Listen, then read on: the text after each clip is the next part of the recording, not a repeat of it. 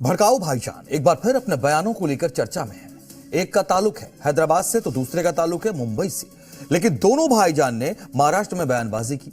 ऐसे में सवाल उठ रहे हैं कि आखिर में ये भड़काऊ भाईजान किसे उकसा रहे हैं, किसे धमका रहे हैं, और एक तो खुलेआम पुलिस को हटाने की धमकी तक दे रहा है। देखिए रिपोर्ट।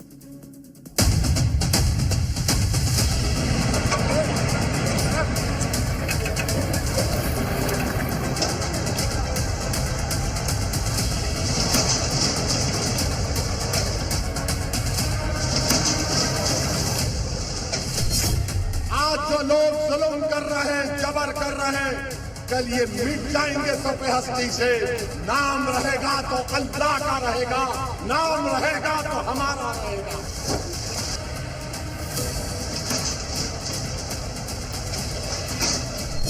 अबू आसिम को ताकत दे दो, ऐसी बढ़ती जुबानों को नहीं काट दिया तो अपने बाप की औलाद नहीं।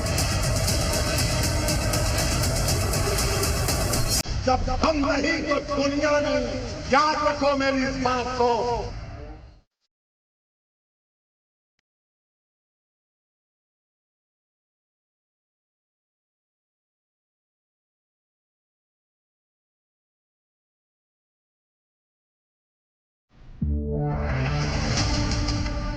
क्या मुसलमानों को उकसाने के लिए ऐसे जहरीला बयान दिए जा रहे हैं?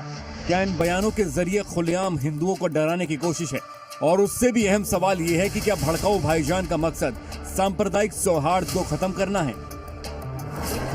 मेरे भाई, मैं आपको ये कह रहा हूं कि डरना अगर आए तो अल्लाह से डरो, किसी हुक्मरान से डरने की जरूरत नहीं है। जब हम नहीं तो दुनिया नहीं, याद रखो मेरी इस बात को। तारीख को पढ़ो, तारीख को पढ़ो। आज जो लोग जुल्म कर रहे हैं, जबर कर रहे हैं, कल ये मिट जाएंगे सफ़े हस्ती से। नाम रहेगा तो अल्लाह का रहेगा, नाम रहेगा तो हमारा रहेगा। इनका तारुफ करवाने की जरूरत नहीं है, क्योंकि इनका नाम चर्चा में अगर आता है तो सिर्फ और सिर्फ बयानों के चलते, और वो बयान भी उस जहर बुझे तीर की तरह होते हैं जिनसे कट्टरता और नफरत टपकती है। और इसका सबूत है अमरावती की एक जनसभा में असदुद्दीन ओवैसी का यह बयान, जिसमें वो मरने मिटने की बात कह रहे हैं, मुसलमानों की हस्ती को दुनिया से जोड़ रहे हैं। मेरे भाई, मैं आपको ये कह रहा हूं कि डरना अगर आए तो अल्लाह से डरो, किसी हुक्मरान से डरने की जरूरत नहीं है। जब हम नहीं तो दुनिया नहीं, याद रखो मेरी इस बात को। तारीख को पढ़ो, तारीख को पढ़ो। आज जो लोग जुल्म कर रहे हैं, जबर कर रहे हैं, कल ये मिट जाएंगे सफ़े हस्ती से। नाम रहेगा तो अल्लाह का रहेगा, नाम रहेगा तो हमारा रहेगा। AIMIM चीफ ओवैसी सीधे सीधे मुसलमानों को उकसा रहे हैं, और तो और ओवैसी के नक्शे कदम पर चलते हुए मुंबई के एसपी विधायक अबू आजमी भी महाराष्ट्र सरकार के मंत्री नितेश राणे को खुली धमकी दे रहे हैं। एक मंत्री है, नेपाली दिखता है, तिंगना सा है, अरे बोलता है कि मस्जिद में घुस के मुसलमानों को मारूंगा। क्या मारेगा तू? इतनी ताकत तेरी है, पुलिस को हटा दे और आप मस्जिद में घुस के देख ले क्या हालत तेरी होती है। मंच पर माइक क्या मिला, अबू आजमी बेलगाम हो गए। नितेश राणे के बहाने धमकी पर उतर आए। अबू आजमी की इच्छा है कि पुलिस हटा लें। पुलिस हटाने वाली तमन्ना सिर्फ अबू आजमी की ही नहीं, छोटे ओवैसी की भी रही है। आज से करीब 12 साल पहले अकबरुद्दीन ओवैसी भी 15 मिनट के लिए पुलिस हटाने वाला चैलेंज दे चुके हैं। अरे हिंदुस्तान, हम 25 कौड़ है ना, तुम 100 कौड़ है ना, ठीक है। तुम तो हमारे से इतने ज्यादा है। 15 मिनट के लिए पुलिस को हटा लो, बता लेंगे किसमें हिम्मत है, कौन ताकत है। अबू आजमी और असदुद्दीन ओवैसी दोनों ही अक्सर अपनी लाइन क्रॉस कर देते हैं। सवाल है कि क्या इनके पास सिर्फ जहरीली तकरीरें ही बची हैं, जिनका इस्तेमाल कर ये मुसलमानों को उकसाना चाहते हैं? ब्यूरो रिपोर्ट, जी मीडिया। कुछ कट्टरपंथियों ने भगवा झंडे में ही आग लगा दी। तौकीर खान और मुशर्रफ खान दोनों कट्टरपंथियों ने आधी रात में सड़कों पर लगे भगवा झंडे को पहले उतारा और उसमें आग लगा दी। जाहिर है उनके टारगेट पर सिर्फ झंडे नहीं थे, बल्कि उनका मकसद झंडे के बहाने पूरे शहर को सुलगाने का था। यह घटना है मध्य प्रदेश के एक शहर की। रिपोर्ट देखिए।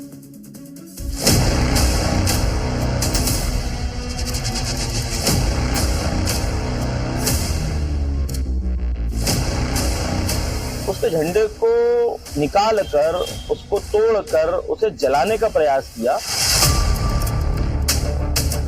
तो उन्होंने नादानी में कर लिए, हमको इसका दुख है।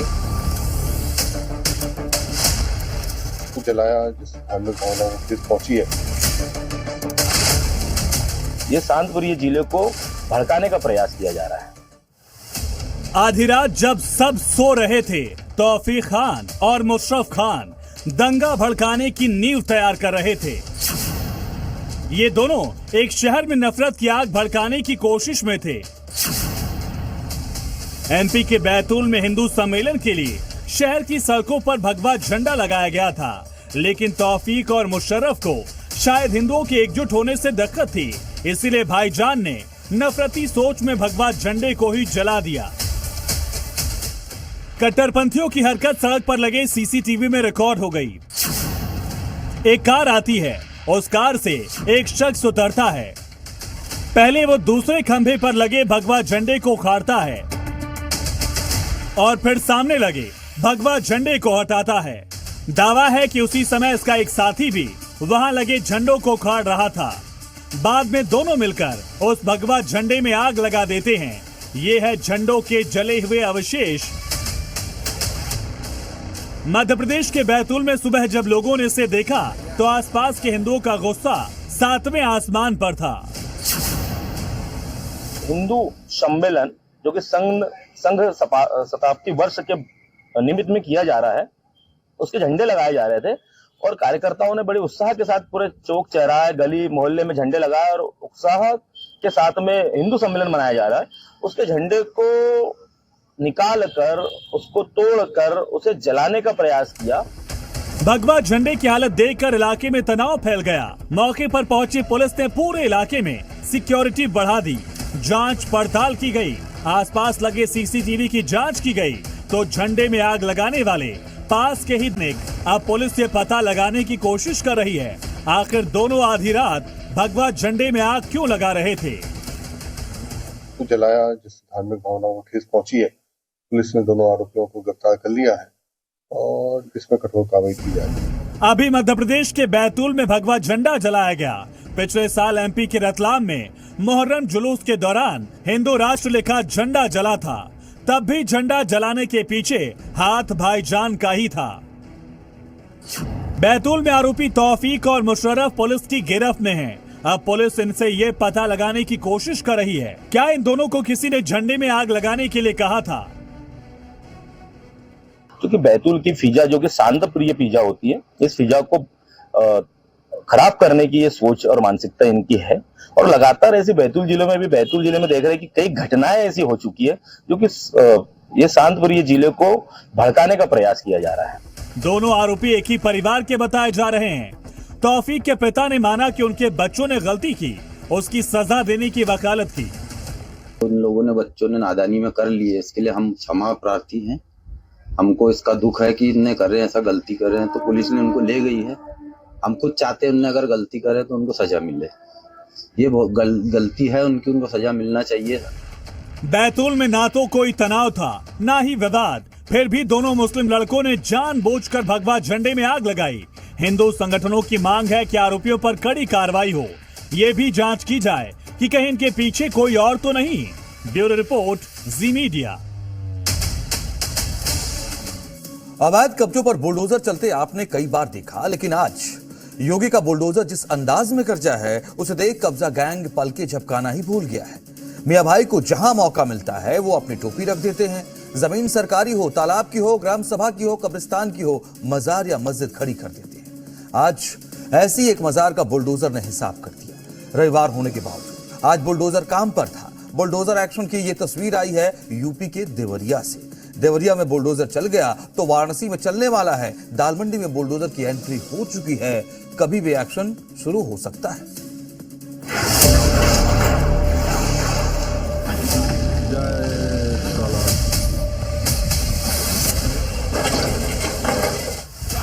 कब्जा कोई भी करेगा, किसी भी स्मारक पर, किसी भी पौराणिक स्थल पर, वो कोई भी होगा, उसको छोड़ूंगा तो नहीं।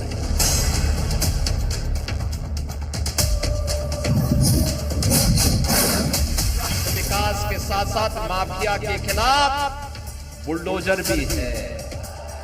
ये वही चला सकता है जिसमें दम होगा।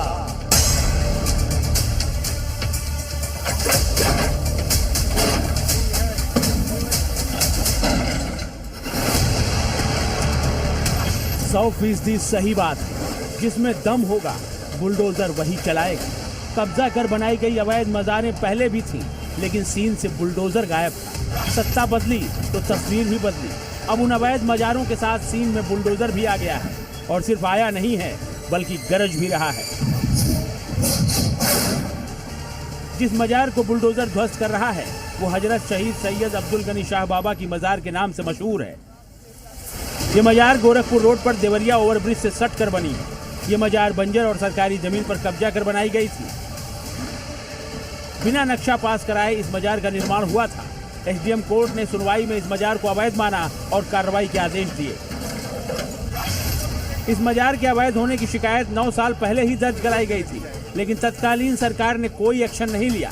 इसीलिए योगी कहते हैं अवैध कब्जे पर बुलडोजर चलाने के लिए दम चाहिए। बुलडोजर पे हर एक व्यक्ति के हाथ नहीं फिट हो सकते। इसके लिए दिल और दिमाग दोनों चाहिए। दिल और दिमाग दोनों चाहिए। बुलडोजर जैसी क्षमता और दृढ़ प्रतिज्ञा जिसमें हो वही बुलडोजर चला सकता है। दंगाइयों के सामने नाक रगड़ने वाले लोग बुलडोजर के सामने वैसे पस्त हो जाएंगे। 2 महीने पहले बीजेपी विधायक शलभ मणि त्रिपाठी ने इस अवैध मज़ार को लेकर फिर से मुख्यमंत्री से शिकायत की, जिसके बाद जांच प्रक्रिया में तेजी आई और आज बुलडोजर ने इस अवैध मज़ार को जमींदोज कर इसका वजूद मिट्टी में मिला दिया। देवरिया में अवैध कब्जे पर बुलडोजर चल गया तो वहीं वाराणसी में बुलडोजर एक्शन के लिए तैयार खड़ा है। यहाँ काशी को विकास की राह पर चलाने के लिए बुलडोजर एक्शन होने वाला है। ये एक्शन दाल मंडी में होना है। सड़क चौड़ीकरण के लिए यहाँ 187 मकानों को ध्वस्त किया जाना है। जहाँ एक्शन होना है वो जगह बेहद सक्रिय है, इसीलिए पहले हथौड़े से करीब 6 मकानों को ध्वस्त कर बुलडोजर के आने का रास्ता तैयार किया गया और अब दाल मंडी में बाबा के बुलडोजर की एंट्री हो चुकी है। बाबा का बुलडोजर अब बनारस पहुंच चुका है और बनारस के दाल मंडी गली में इसकी दस्तक हो चुकी है। जब आधी रात इस बुलडोजर ने दस्तक दी तो लोगों के होश फाख्ता हो गए और दालमंडी इलाके में इस वक्त खलबली मची हुई है। आप तस्वीरों के जरिए देखिए कि न सिर्फ ये पूरा मलबा तोड़फोड़ बल्कि अब पूरे दालमंडी के सफाई का काम इसी बुलडोजर के जरिए होगा। दालमंडी में कार्रवाई का आज 5वां दिन है। गली के मुहाने पर बने मकान तोड़कर बुलडोजर के लिए जगह बना दी गई है। बुलडोजर का पहला शिकार मिर्जा बेग मस्जिद होने वाली है। कार्रवाई के विरोध में मस्जिद पर ताला जड़ दिया गया है, लेकिन इससे बुलडोजर रुकने वाला नहीं है। सबसे बड़ी बात यह है कि बुलडोजर वहां खड़ा है जहां मस्जिद की दीवार है और देखिए ये वही मिर्जा बेग मस्जिद है जहां पर बुलडोजर पार्क किया गया है। यानी अब इस मस्जिद तक भी बुलडोजर की पहुंच हो चुकी है। पहले ये पूरा रास्ता सकरा हुआ करता था जहां से केवल हथौड़े की कार्रवाई चल रही थी। देखिए निशानदेही हो चुकी है, लेकिन अब मस्जिद पर ताला जड़ दिया गया है। यानी विरोध प्रदर्शन करते हुए इस पूरे मस्जिद को बंद रखा गया है, लेकिन अब ये पूरी मस्जिद जो है बुलडोजर की जद में आ चुकी है। मिर्जा बेग इकलौती मस्जिद नहीं है जिस पर बुलडोजर चलेगा। ऐसी 5 और मस्जिदें हैं, लिहाजा किसी तरह का हो हल्ला ना हो, हंगामा ना हो, इसके लिए मौके पर भारी पुलिस फोर्स की तैनाती है। पूरी दाल मंडी में फिलहाल सन्नाटा पसरा है। कहाँ के हैं ये गली में? तो अब पूरा सन्नाटा छा गया है। हाँ, काहे लिए? टूटने वाला है ना, इसके लिए। बुलडोजर आ गया इस वजह से? हाँ। बुलडोजर का खौफ है क्या? हाँ। मस्जिद पे ताला क्यों लगा दिया गया? ये तो मालूम नहीं है। कहीं ऐसा तो नहीं कि विरोध कर रहे हैं लोग? अभी तक तो नाराज तो हैं। नाराज तो है। नाराज हैं। हाँ। बुलडोजर एक्शन को लेकर स्थानीय मुस्लिमों में नाराजगी और गुस्सा दोनों है, लेकिन सीएम योगी ने ऐसा इंतजाम कर दिया है कि विरोध के सुर फूटने का दम नहीं दिखा पा रहे हैं, क्योंकि सब जानते हैं बुलडोजर ने एक बार कमिटमेंट कर दिया तो अब वो किसी की सुनने वाला नहीं है। देवरिया से त्रिपुरेश त्रिपाठी और वाराणसी से जयपाल के साथ ब्यूरो रिपोर्ट, जी मीडिया। यूपी में बुलडोजर बस कब्जा देखता है, धर्म नहीं। कब्जा गैंग को योगी कई बार चेतावनी दे चुके हैं, बुलडोजर एक्शन की पिक्चर भी दिखाते रहते हैं, लेकिन ये भाईजान है कि मानते नहीं, कब्जा करने में लगे रहते हैं। और अब तो ये कह रहे हैं कि न कब्रिस्तान बख्शेंगे न शमशान। ऐसा ही कुछ हुआ है यूपी के संभल में, जहां भाईजान ने कब्जा तो कर लिया, लेकिन अब बारी इलाज की आ चुकी है।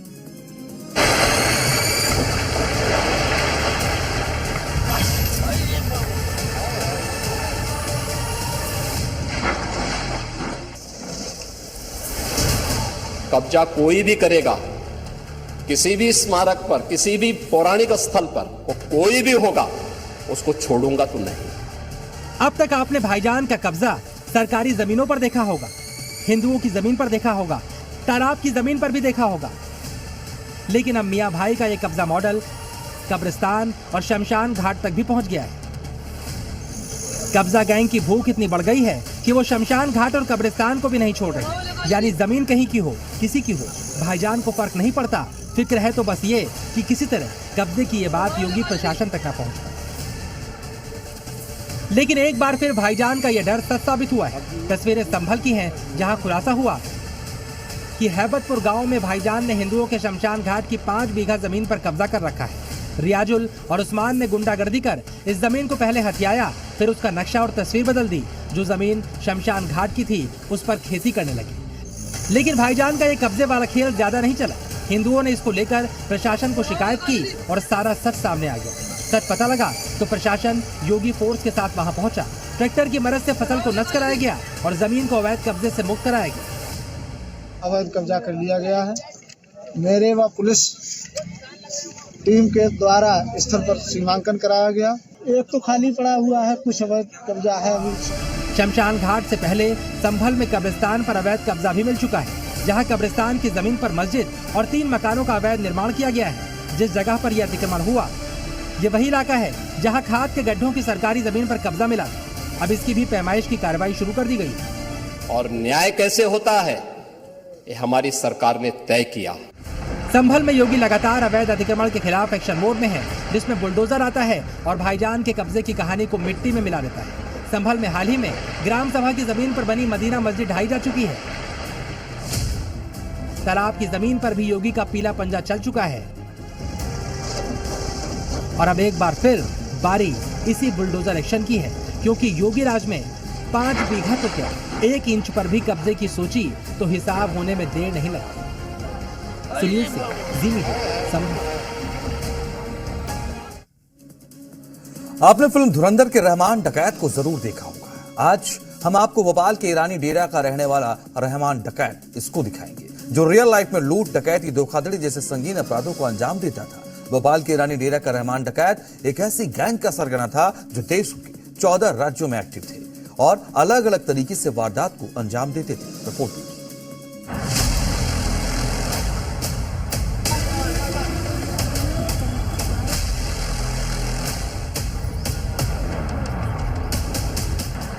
सूरत क्राइम ब्रांच की गिरफ्त में खड़े इस शख्स को कोई मामूली चोर लुटेरा या बदमाश समझने की भूल मत करिएगा।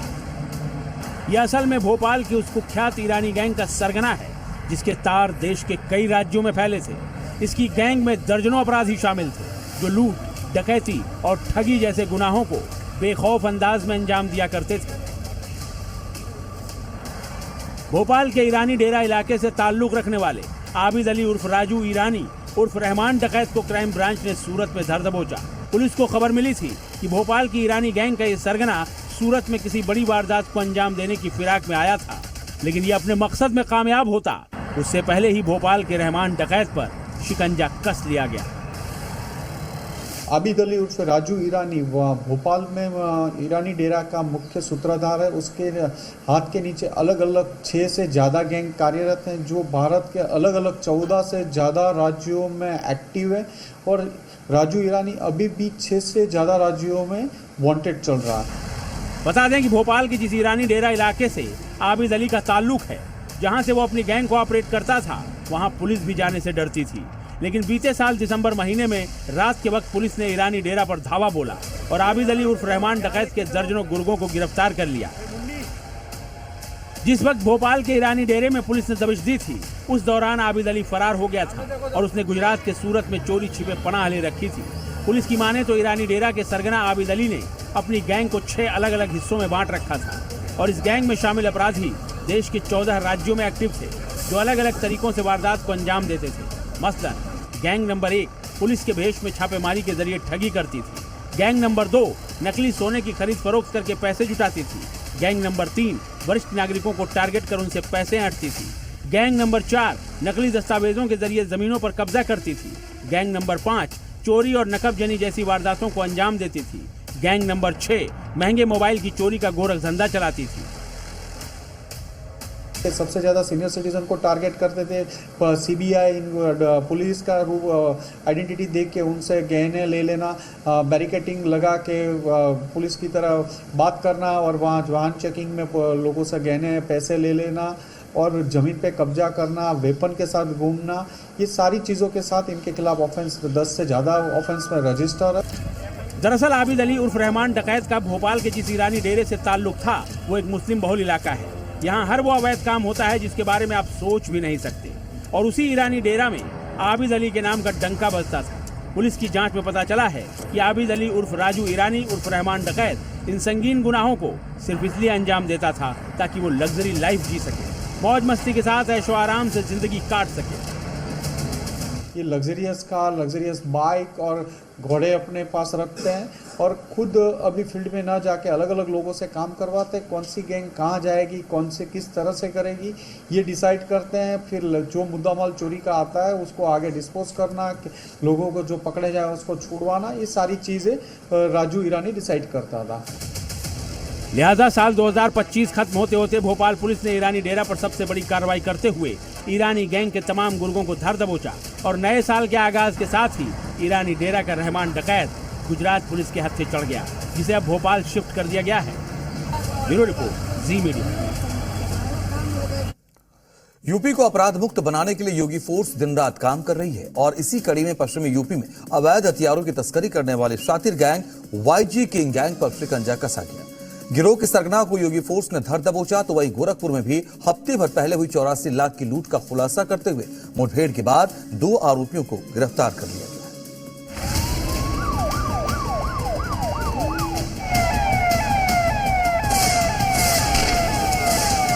माफिया राज नहीं चलेगा।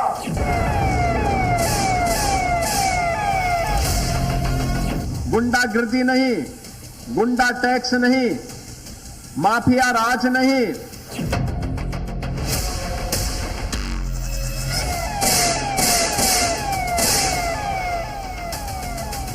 अब उत्तर प्रदेश में माफिया वृत्ति कभी नहीं पनप पाएगी। जो भरोसा सीएम योगी दिला रहे हैं वो सिर्फ कहने के लिए नहीं है, बल्कि वैसा हो सके इसके लिए दिन रात काम भी हो रहा है। योगी फोर्स गुंडे, बदमाशों और अपराधियों का चुन चुन कर हिसाब कर रही है। वाईजी किंग गैंग का चैप्टर क्लोज। लंबे बाल, चेहरे पर दाढ़ी लिए पीली जैकेट में खड़े इस शख्स को ऐसा वैसा समझने की भूल मत करिएगा। ये वो शातिर बदमाश है जिसने शामली समेत आसपास के जिलों में आतंक मचा रखा था। इसका तारुफ आपसे कराएं उससे पहले इसके पास से बरामद हथियारों का ये जखीरा देख लीजिए। इस शातिर बदमाश के पास से 10 अवैध पिस्टल बरामद हुई हैं। 315 बोर के 4 तमंचे भी इसके पास से मिले हैं। एक तमंचा 12 बोर का बरामद हुआ है। 9mm के 2 जिंदा कारतूस भी इसके पास से मिले हैं। हथियारों की ये खेप तो महज ट्रेलर है। इससे भी खतरनाक हथियारों की तस्करी ये शख्स अपने गिरोह के जरिए अंजाम दे रहा था। खबरें जारी, एक छोटा सा ब्रेक ले रहे हैं, आप देखते रहिए जी भारत।